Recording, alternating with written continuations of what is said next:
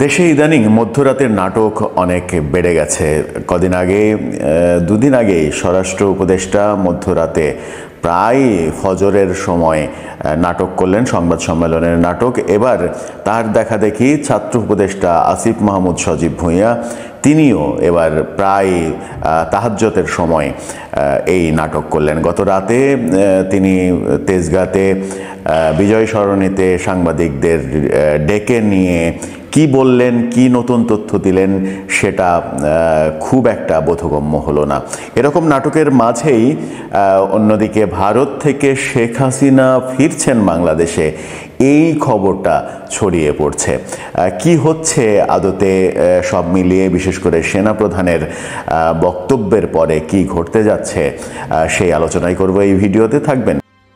দেশে মধ্যরাতের নাটক বেড়ে গেছে। গতকাল আসিফ মাহমুদ সজীব ভূঁইয়া রাত 1টার পরে বিজয় সরণিতে ডেকে নিয়ে সাংবাদিকদের জানান দিলেন যে তিনি রাত জেগে বিভিন্ন জায়গায় টহল দিচ্ছেন, নিরাপত্তা ব্যবস্থা দেখছেন। তিনি কেন টহল দিচ্ছেন, তিনি কেন নিরাপত্তা ব্যবস্থা দেখছেন, স্বরাষ্ট্র উপদেষ্টা কোথায়, তিনি কেন ব্রিফ করছেন না, এই প্রশ্নের উত্তরে তিনি বলছেন তিনিও ব্যস্ত আছেন, তিনিও ঘুরছেন, তিনিও বসে নেই। ঘুরছেন ঠিকই, কিন্তু ঘোরার পরে কি হচ্ছে? স্বরাষ্ট্র উপদেষ্টা যে দুদিন আগে যে ব্রিফিং দিলেন মধ্যরাতে, রাত 3টার পরে, শেষ রাতে, মধ্যরাতে তো নয়, শেষ রাতে, তারপরে তিনি বললেন যে কালকে থেকে দেখবেন অবস্থার কিভাবে পরিবর্তন হয়, সব কিছু ঠিকঠাক করে দেব।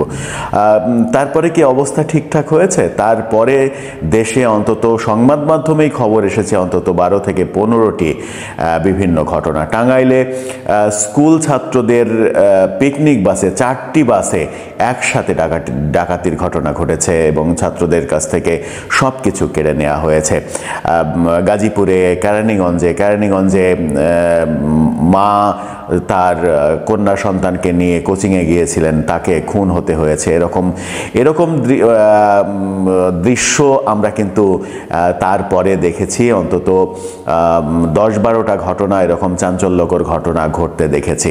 তার মানে হচ্ছে যে দেশ শান্ত হয়নি, দেশের বিভিন্ন জায়গায় বিভিন্ন ঘটনা ঘটছে। রাজধানী ঢাকাতে শুধুমাত্র উপদেষ্টারা শোডাউন দিচ্ছেন আর সংবাদ সম্মেলন করছেন, সাংবাদিকদের ঘুম ভাঙিয়ে ডেকে নিয়ে এসে নিজের ইচ্ছা মতো বয়ান দিচ্ছেন।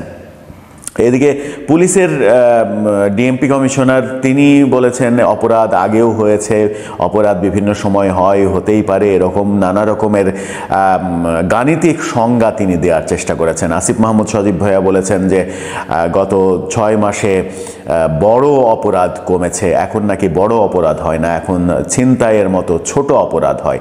মানে ছিনতাইকে তিনি ছোট অপরাধ হিসেবে বেশ তুচ্ছ তাচ্ছিল্য করলেন। আসিফ মাহমুদ সজীব ভূঁইয়া কি স্বরাষ্ট্র উপদেষ্টার দায়িত্ব দেওয়া হচ্ছে? তারই কি ড্রেস রিহার্সেল করছেন তিনি? মানে আইন শৃঙ্খলা বিষয়ক কমিটির সদস্য সচিব আসিফ মাহমুদ সজীব ভূঁইয়ার মতো একজন সদ্য ছাত্রত্ব শেষ করা একজন তরুণ যুবকের আইন শৃঙ্খলা বিষয়ক কি এমন জ্ঞান থাকতে পারে যে যাকে রাষ্ট্রের আইন শৃঙ্খলা বিষয়ক কমিটির সদস্য সচিব করা হবে? সেটা একটা বড় প্রশ্ন। আর কি কোনো যোগ্য লোক ছিলেন না সরকারে, নাকি এই ব্যাপারটা বোঝার মতো আর কেউ নেই? সেই প্রশ্ন উঠছে। সেই প্রশ্ন যখন উঠছে তখন সেনাবাহিনীর সেই ভাষণটা বারবার প্রতিধ্বনিত হচ্ছে।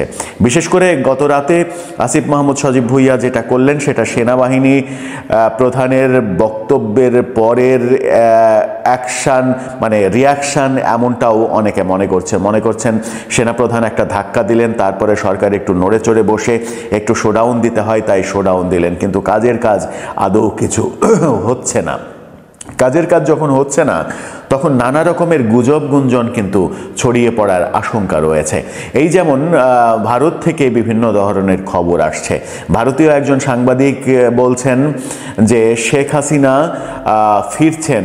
শেখ হাসিনা, ভারতের নিরাপত্তা উপদেষ্টা অজিত দোভাল এবং বাংলাদেশের সর্বোচ্চ পর্যায়ের একজন ব্যক্তির সঙ্গে গতকাল রাতে নাকি ভিডিও কনফারেন্সে কথা হয়েছে এবং ভিডিও কনফারেন্সে কথা হওয়ার পরে তারপরে সিদ্ধান্ত হয়েছে শেখ হাসিনা 26শে মার্চের আগে কোনো একটা সময় 22 থেকে 25 মার্চের মধ্যে কোনো একদিন শেখ হাসিনা দেশে ফিরবেন। তার আগে নাকি দেশে ফেরার মতো সমস্ত কিছু রেডি করা হবে।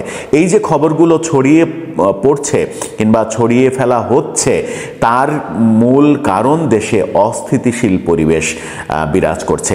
শেখ হাসিনা বিষয়ে যে খবরটা ভারত থেকে ছড়িয়ে পড়ছে এবং আওয়ামী লীগ অনুসারী যারা, তারা সেই খবরগুলো লুফে নিচ্ছেন, এক ধরনের সেই খবরগুলো খাওয়ানো হচ্ছে।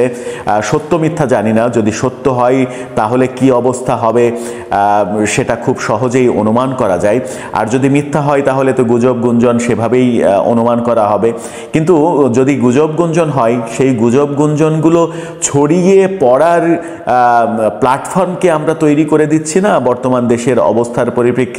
হ্যাঁ, তৈরি করে দিচ্ছি। এরকম গুজব, যদি এটা গুজব হয় তাহলে এরকমটা আরও অনেক ছড়িয়ে পড়ার আশঙ্কাও রয়েছে। শেখ হাসিনা ফিরে আসছেন, এই পটভূমি নিয়ে অনেক দিন ধরেই কথা হচ্ছে, অনেক দিন ধরেই বলা হচ্ছে শেখ হাসিনা মার্চের মধ্যে দেশে ফিরবেন। আবারও এই সেনাবাহিনী প্রধানের এই কথার পরে গত রাত থেকে আজকে পর্যন্ত যে ব্যাপারটা সব থেকে বেশি আলোচিত হচ্ছে সেটা হচ্ছে শেখ হাসিনা ফিরছেন, এবং সেটা 26শে মার্চের আগেই ফিরছেন। সেনাপ্রধানের বক্তব্যকে নিয়ে এখন পর্যন্ত বিএনপির কোনো বক্তব্য পাওয়া যায়নি, জামাতের কোনো বক্তব্য পাওয়া যায়নি, রাজনৈতিক দলগুলোর খুব একটা বক্তব্য পাওয়া যায়নি।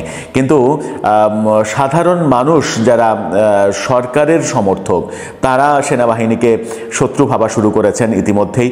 আমি ব্যক্তিগতভাবে বিভিন্ন জনের ফেসবুক পোস্ট দেখেছি যারা সেনাবাহিনী প্রধানকে অপসারণের দাবি জানিয়েছেন, যারা সরকার সমর্থক। আবার যারা আওয়ামী লীগ সমর্থক, তারাও সেনাবাহিনীর প্রধানকে খুব একটা যে পজিটিভ ভাবছেন সেটাও বলা যাবে না। তারা অজুহাত সামনে নিয়ে আসছেন যে সেনাপ্রধান এতদিন কোথায় ছিলেন, এত পরে কেন এরকম বোল্ডলি কথা বলতে হলো তাকে। এর আগে যখন 32 নম্বরের বাড়ি বুলডোজার দিয়ে গুড়িয়ে দেওয়া হলো, সেখানে সেনা সদস্যরা গেলেন, সেনা সদস্যদের ভুয়া ভুয়া ধ্বনি দেওয়া হলো, ভুয়া ভুয়া ধুয়োতে তাদেরকে সেখান থেকে সরে যেতে বাধ্য করা হলো, তখন সেনাপ্রধান কেন চুপ ছিলেন? আজকে সেনাপ্রধান এই কথা বলছেন, তার আগেই তো তার এরকম অবস্থান নেয়ার কথা ছিল। সব মিলিয়ে অবস্থা যে খুব একটা স্বাভাবিক। গতরাতে আমরা শুনেছি যে সরকারের বিশেষ বৈঠক হয়েছে। আসিফ মাহমুদ সজীব ভুঁইয়ার এই সংবাদ সম্মেলনও একটা বার্তা দেয় যে সেই বৈঠকের পরেই তিনি হয়তো রাস্তায় বেরিয়েছেন, বেরিয়ে দুই একটা জায়গায় ঘুরে তার মনে হয়েছে যে আমি যে ঘুরছি এটা তো সাংবাদিকদের জানাতে হবে, তিনি মধ্যরাতেই জানাতে হবে। ব্যাপারটা মধ্যরাতে জানালে একটু টান টান উত্তেজনার ব্যাপার কাজ করে, সিনেমাটিক একটা ব্যাপার কাজ করে। সেই তারুণ্যের উত্তেজনা নিয়ে তিনি সেটাই করেছেন, সেটাই হয়তো আরও চলতে থাকবে। এই মধ্যরাতের নাটক হয়তো আরও চলতে থাকবে, কিন্তু সেই নাটক থেকে আমরা যে কোনো ভালো কিংবা পজিটিভ নতুন কোনো তথ্য পাবো সেরকম তথ্য কিন্তু পাচ্ছি না।